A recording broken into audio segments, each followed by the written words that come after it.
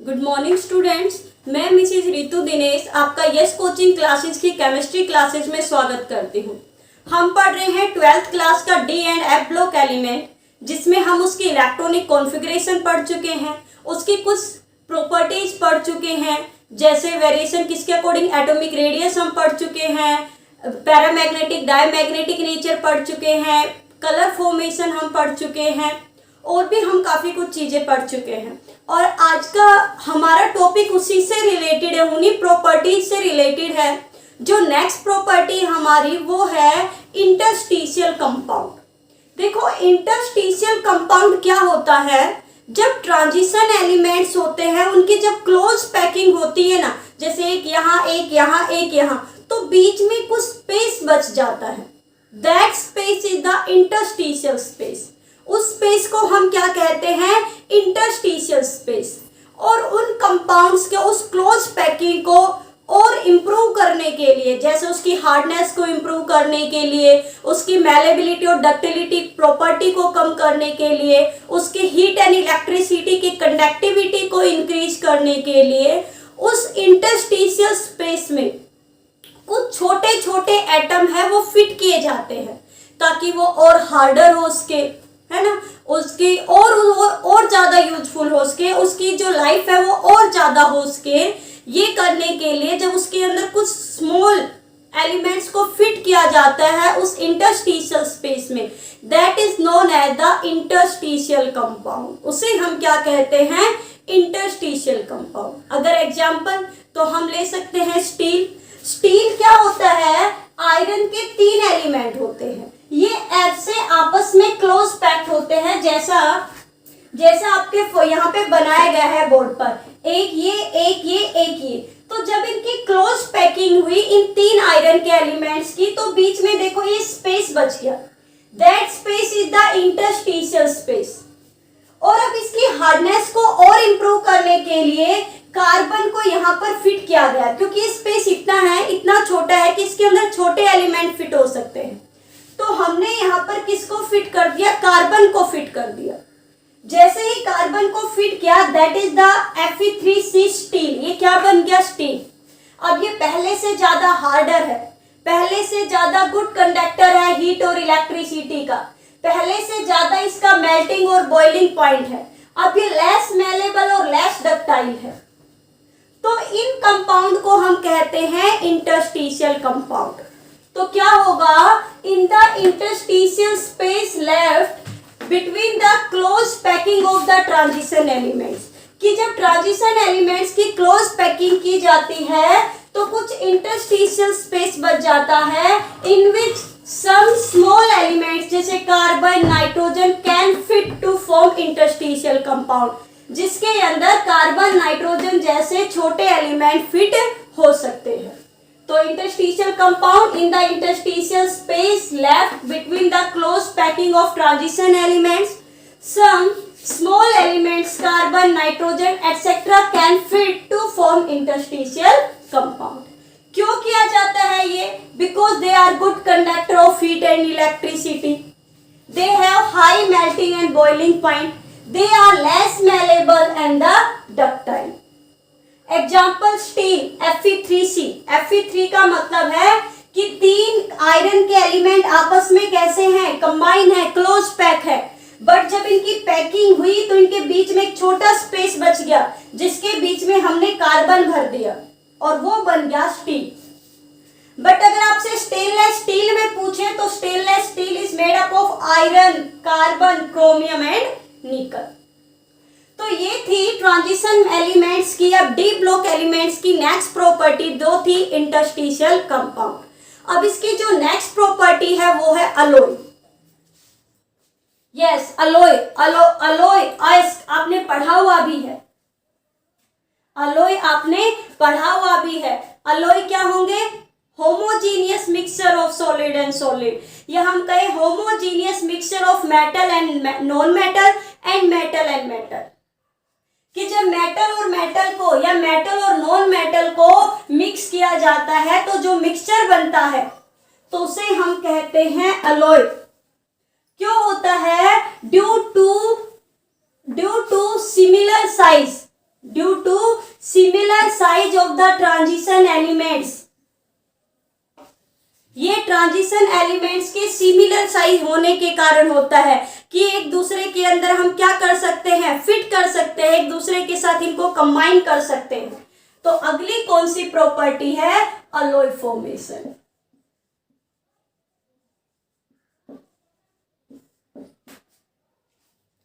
क्या होगा alloy, the homogeneous mixture यानी दोनों सॉलिड एक जैसे हैं, हम डिफ्रेंशिएट नहीं कर पाते। जैसे अगर हम कहें कि हम गोल्ड की ज्वेलरी पहनते हैं, ये गोल्ड की ज्वेलरी है, तो गोल्ड इतना सॉफ्ट होता है कि जैसे उसको ऐसे किया उसकी शेप चेंज हो जाती है। बट गोल्ड को हार्ड बनाने के लिए उसके अंदर सिल्वर या कॉपर ऐड किया जाता है, तो उसे ही हम कहते हैं। अब आपको दिख रहा है इसमें कहाँ कॉपर है या कहाँ सिल्वर है। तो उस मिक्सचर को जिसमें हम डिफ्रेंशिएट नहीं कर पाते उसे हम कहते हैं होमोजीनियस। तो the homogeneous mixture of metal and metal, और या हम कहें metal and non metal, is known as alloy। उसे हम क्या कहते हैं, अलॉय। क्यों किया जाता है, अलॉय क्यों होता है, due to almost similar size, ज्यादातर साइज सिमिलर ही होता है, due to almost similar size of transition elements, they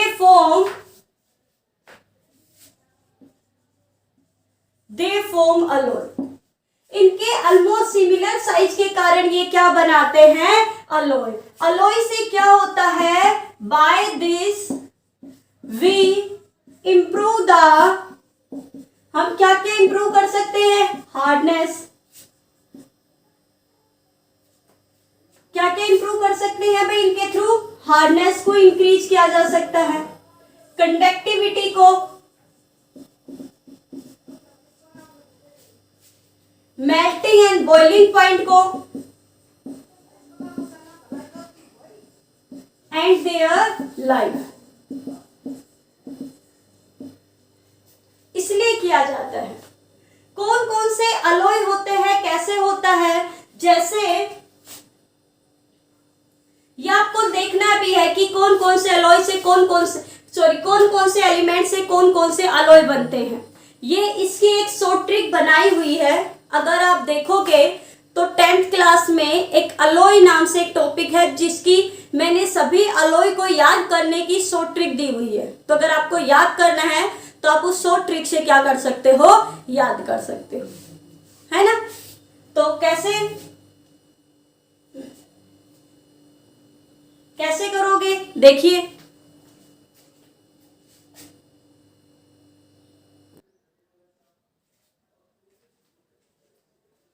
तो देखिए कुछ अलॉय है, जैसे जिंक प्लस कॉपर। जब जिंक और कॉपर को हमने मिक्स किया तो ब्रास बनेगा।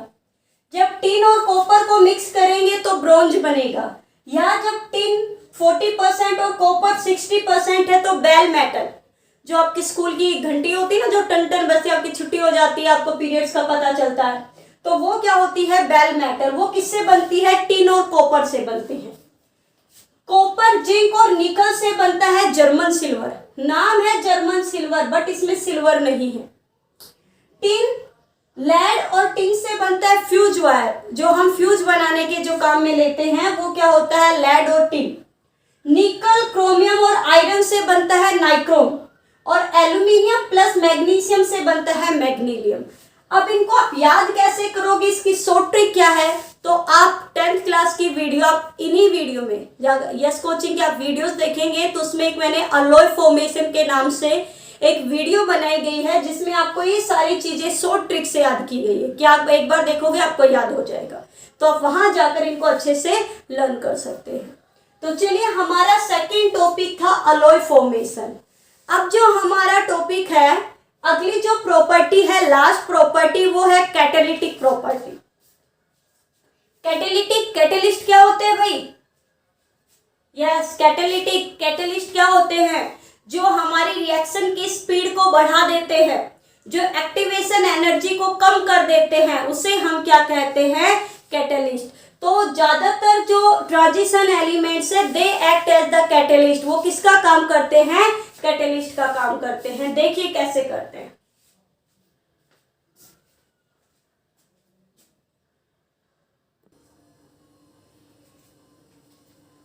तो अगली जो प्रॉपर्टी है वो है catalytic property.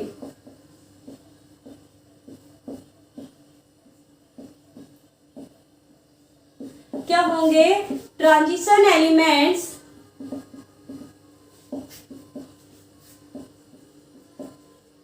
Are good catalyst.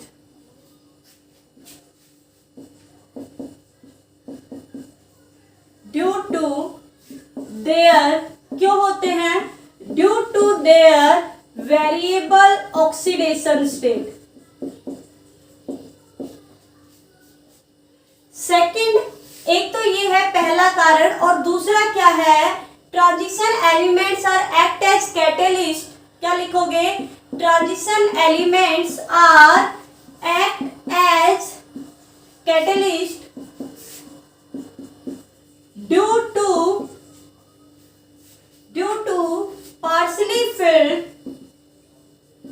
partially filled n-1d orbital participation। n-1d orbital है वो पार्टिसिपेट करते हैं कैटेलिस्ट के लिए, इसलिए क्या है? कैटेलिस्ट है। जैसे अगर मैं कहूं bone Haber process,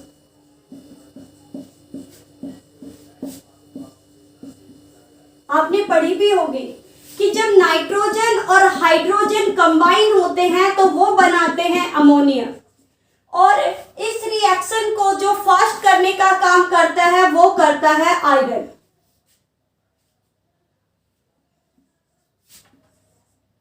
second, hydrogenation.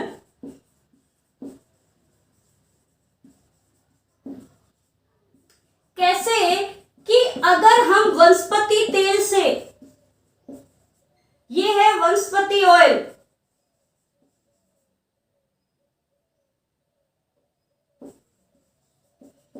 और वनस्पति ऑयल से जो वनस्पति घी बनाया जाता है,